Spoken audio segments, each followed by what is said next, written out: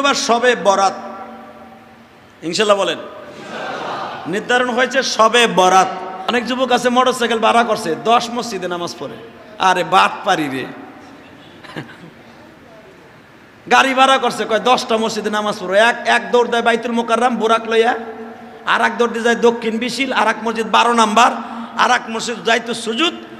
আরে টেরে টাক্কা, লাস্টে রাত 3টার সময় দেই 10 নম্বর সিবে খারায় বিড়ি টানতেছে। কথা কন না কে? আল্লাহ কিন্তু এই কথা কয় নাই, কইছে সবে বরাতে মসজিদের একটা মসজিদে বইয়া, তোমার যে মসজিদ ভালো লাগে সেখানে বইয়াবে, সারা রাত কান্নাকাটি করো, জেকের আজকের করো, মসজিদে কোরআন শরীফ পড়ো, অত বাসায় যে কোরআন শরীফ পড়ো, কিছু সময় মসজিদে কিছু সময় বাসায় কাটাও। আর আল্লাহর ওলিরা মসজিদে মসজিদে টেরোকান পরে ঘোরে আর টিডিং টিডিং করে। আল্লাহ চাহামাড়ি খুলে নেবো বাইরে, এবার এগুলো বুঝে আল্লাহ, এগুলো নামাজ না, এগুলো শয়তানি। কথা কন না কেন? যেগুলো জিগায় তুই এর দৌড়াস কে, কয় মসজিদ সাক্ষী রাহি। আল্লাহ বুঝে না আল্লাহরে সাক্ষী রাহে মসজিদ। খবরদার এই কাম করবেন না, এক মসজিদে বসবেন ইনশাল্লাহ বলেন। আমার আল্লাহ বলেন, জীবনে কোনো একদিন যদি আমার খুশি করতে পারোস, একদিন,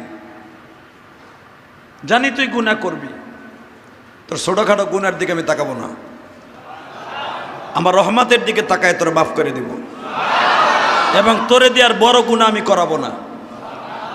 হযরত ওমর রাদিয়াল্লাহু তাআলা বিশ্বনবীর দপ্তরে বসে আছে। ইন দি মিন টাইমে এক সাহাবী বলে ফেলেন, হুজুর আপনার সামনে আসলে মনে হয় আমি ফেরেশতার চাইতে ভালো। আমি যখন আবার বিবি বাচ্চার কাছে যাই তখন আমি শয়তানের চাইতে খারাপ হয়ে যাই। নবী বললেন, যেমন? হুজুর আপনার সামনে বসলে, মসজিদে বসলে মনে হয় আমার চাইতে আল্লাহ ভীরু, আমার চাইতে আল্লাহর দাসত্বর দিক দিয়া আমার চাইতে দামি মানুষ এই মসজিদের একজনও নাই।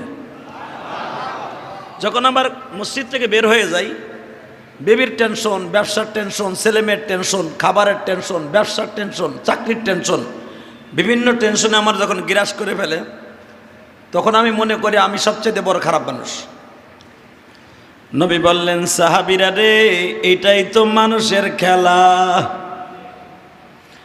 যেদিন তোমার ভিতরে এই জিনিসটা থাকবে না, এই পৃথিবীতে তোমার মতো ওলি আর কেউ থাকবে না।